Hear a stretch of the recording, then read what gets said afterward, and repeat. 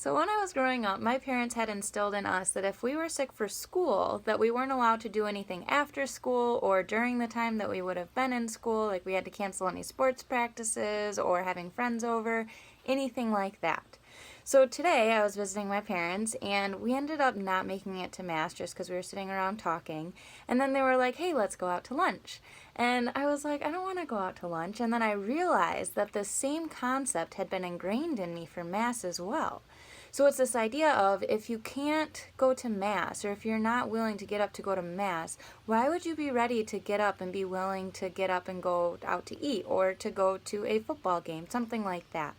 So Mass is something that enriches our soul. So together we did read the daily readings and everything like that, but we still weren't able to take part in the Eucharist and be able to be a body of that community. So just this overall concept that if you aren't well enough to go to Mass, that perhaps you should just kind of stay home and spend the time reading and growing in a way that Christ would encourage. Like, we got to have family time and everything like that, which is very good, and we got to grow together.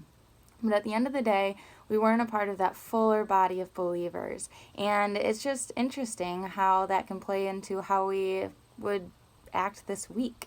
So if you have missed Mass, get to confession, get in there. I mean, we all have to go now. So it's a thing, we're not perfect. Nobody is. But just being on that constant road to improvement is all that we can do. So God bless you all. Keep on the good path.